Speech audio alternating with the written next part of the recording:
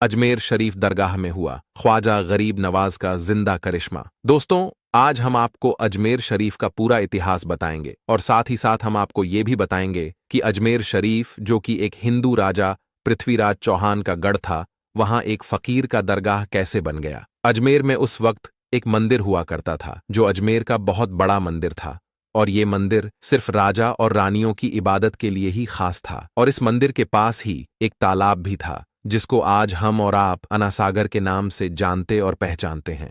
हिंदू इस तालाब के पानी को बहुत ही पवित्र यानी पाक साफ मानते थे। उनका मानना था कि जो भी इस तालाब में नहा लेगा उसके सारे गुनाह झड़ जाएंगे। कहते हैं इस मंदिर में रात को इतने चिराग जलते थे कि हर रात 3.5 मन तेल उन चिरागों में इस्तेमाल होते थे। अगल बगल के कई देहात इलाके मंदिर के नाम थे, यानी उन देहात की आमदनी मंदिर पर खर्च होती थी। उस मंदिर में हजारों लोग रहते थे जिनका काम आने वालों की सेवा और देखभाल करना था कि कौन सा खुदा बेटा देता है और कौन सा देवता सेहत और तंदुरुस्ती का मालिक है और किस मूर्ति की पूजा से दौलत की बारिश होती है। हजरत ख्वाजा गरीब नवाज रहमतुल्लाही ताला अलैह उस मंदिर के पास चले गए और अना सागर से कुछ दूरी पर चटाई बिछाकर अपने मुरीदों के साथ बैठ गए, और उसी वक्त असर का वक्त हो गया। लिहाजा आप रहमतुल्लाही अलैह ने हजरत कुतुबुद्दीन बख्तियार काकी रहमतुल्लाही अलैह से अजान देने को कहा। कुफ्र सिर्क के गढ़ अजमेर में अल्लाह की वहदानियत और मोहम्मद मुस्तफ़ा सल्लल्लाहु अलैहि वसल्लम की रिसालत का ये पहला ऐलान था। वो लोग इस्लाम को नहीं जानते थे कि इस्लाम क्या है। चुनांचे अजान की आवाज सुनकर वो हैरान हो गए और अपने घर से निकल आए। सब मुसाफिरों ने अनासागर के पानी से वजू किया और नमाज पढ़ना शुरू किया। सब हिंदू हैरान रह गए कि सब भगवान तो अंदर है, तो फिर ये लोग किस भगवान को पुकार रहे हैं। जब शाम हुई तो राजा के ऊंट, जो दिन में चरने के लिए गए हुए थे, अपने चरवाहों के साथ वापस आने लगे। इत्तेफाक से जहां हजरत ख्वाजा गरीब नवाज रहमतुल्लाही ताला अलैह अपने साथियों के साथ बैठे थे, वो जगह राजा के ऊंटों के बैठने की थी। चरवाहों ने ख्वाजा गरीब नवाज रहमतुल्लाही ताला अलैह से कहा, उठो बाबा, ऊंटों के बैठने की जगह खाली करो। आप रहमतुल्लाही ताला अलैह ने फरमाया, इतना बड़ा मैदान पड़ा है, ऊंट तो कहीं भी बैठ सकते हैं, क्यों मुसाफिरों को तंग करते हो।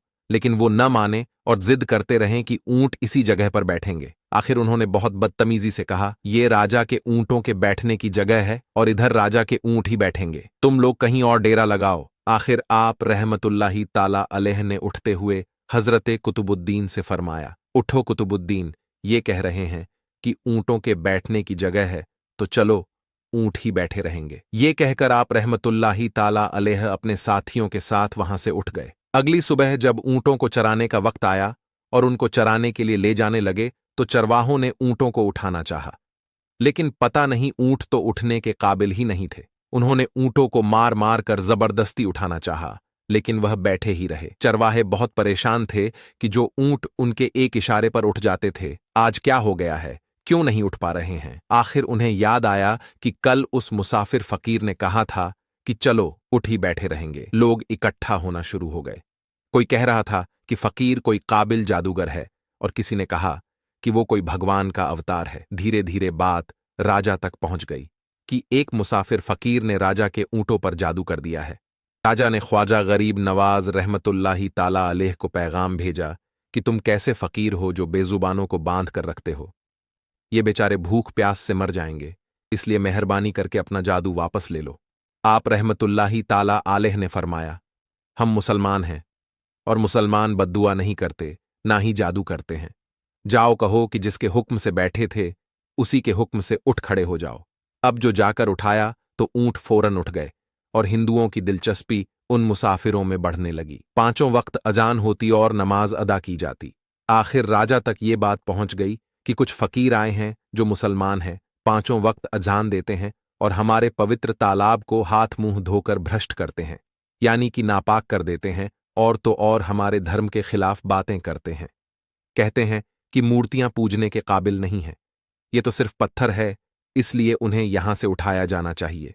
राजा ने फकीरों का पैगाम भिजवाया कि तुम लोग मांस गोश्त खाते हो और हमारे धर्म के खिलाफ बोलते हो, और तो और हमारे पाक तालाब को अपने हाथ डालकर नापाक करते हो, जो हम बर्दाश्त नहीं कर सकते, इसलिए तुम लोग यहां से चले जाओ। आप रहमतुल्लाही ताला अलैह ने फरमाया कि और भी तो इतने आदमी आते हैं, हमारे पानी पी लेने से कौन सी कमी आ जाएगी। लेकिन वो कहने लगे कि वो सब हमारे अपने धर्म के लोग हैं और तुम दूसरे धर्म के हो। आइंदा तुम लोगों ने तालाब को नापाक किया तो हम बर्दाश्त नहीं करेंगे।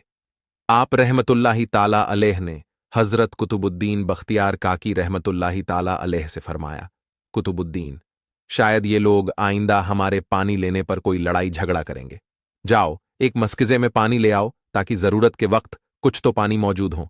लिहाजा हजरत कुतुबुद्दीन रहमतुल्लाहि ताला अलैह ने उनसे फरमाया कि चलो हम मस्किज़े से पानी से भर लेते हैं।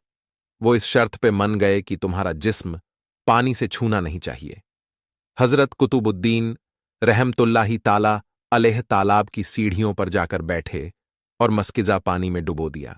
जब वो भर गया तो हजरत कुतुबुद्दीन रहमतुल्लाहि ताला अलैह ने वो मस्किज़ा ऊपर खींचा, लेकिन जैसे ही मस्किज़ा पानी से बाहर आया तो अनासागर का पानी सूख चुका था। ऐसा लग रहा था कि अनासागर का सारा पानी मस्किज़े में बंद हो गया था। अनासागर का सूखना था कि पूरे अजमेर में कोहराम मच गया और वो रो रहे थे कि जो हम गुनाहों की गठरियां लाते हैं और असागर में घुसल करके उनसे छुटकारा पा लेते हैं, अब हम गुनाहों का बोझ लिए किधर जाएंगे। सारे इलाके में खबर फैल गई कि मुसाफिर फकीर ने जादू के जोर से अनासागर को सुखा दिया। राजा पृथ्वीराज चौहान ने जब ये सुना तो वो बहुत परेशान हो गया। उसने अपनों वजीरों को बुलाया। सबने यही कहा कि फकीर या तो जादूगर है या फिर वाकई में कोई कामिल फकीर है। साथ ही वो परेशान हुए कि अजमेर की रौनक तो थी ही अनासागर के दाम से। उसी की वजह से तो लोग दूर दूर से अजमेर आते थे और अपना ईमान ताज़ा करके लौटते थे। अनासागर के सूख जाने से हिंदू धर्म के प्रचार को बहुत बड़ा धक्का लगेगा और ये बहुत ही हैरान करने वाली बात थी। आखिर तय किया गया कि फकीर से बात किया जाए। आखिर वो चाहता क्या है? अगर उसकी जरूरत खाने पीने की चीजें होंगी तो हम मान लेंगे, या फिर सब मर्द औरतें और बच्चे जाकर फकीर को मनाएंगे कि लोगों को परेशानी से बचा लीजिए और हम पर रहम कीजिए। हम पाप का बोझ उठाए किधर जाएं और कैसे सुकून पाएंगे? ये काम ज्यादा आसान था। लिहाजा सारे लोग बाबा साहब रहमतुल्लाहि ताला अलैह के पास आए और बोले, बाबा तुम भी वजू कर लिया करना, लेकिन भगवान के वास्ते हमारा अनासागर हमें लौटा दो। आप रहमतुल्लाहि ताला अलैह ने हजरत कुतुबुद्दीन रहमतुल्लाहि ताला अलैह से फरमाया, जाओ कुतुबुद्दीन, मस्कीज़ा वापस तालाब में डाल दो। जैसे ही मस्कीज़ा तालाब में उल्टा गया तो अनासागर किनारों तक उछल आया। उस पानी ने कई दिलों को धो डाला।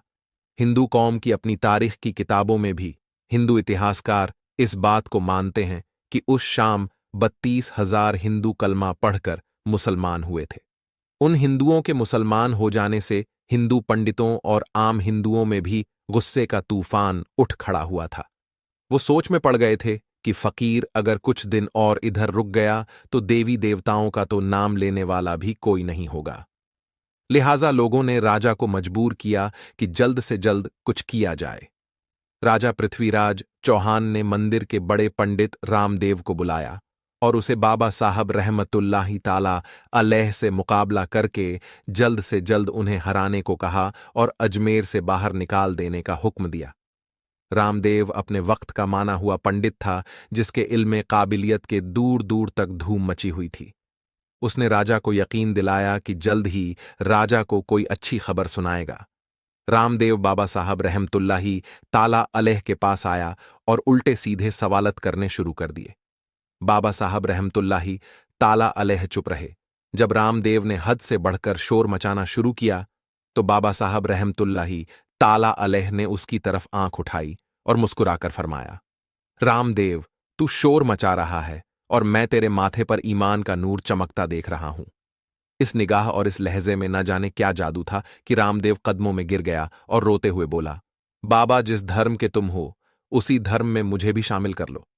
सब लोग जो ये सब देख रहे थे देखते ही रह गए, हैरान और परेशान थे कि ये क्या हुआ। जो खरीदने आया था वो खुद बिक चुका है, जो जीतने आया था वो हार चुका है। पंडित रामदेव खुद ख्वाजा गरीब नवाज रहमतुल्लाहि ताला अलैह के हाथों पर मुसलमान हो चुका था। सुभान अल्लाह। दोस्तों, ये अल्लाह वालों की शान होती है। जब वो अल्लाह के हो जाते हैं तो सारी दुनिया उनकी हो जाती है। अल्लाह के वलियों की बेशुमार करामातें हैं जिन्होंने लोगों की जिंदगियों को बदल दिया। तो दोस्तों, आज की इस वीडियो में बस इतना ही। हम मिलेंगे आपको अगली वीडियो में। तब तक के लिए अल्लाह हाफिज।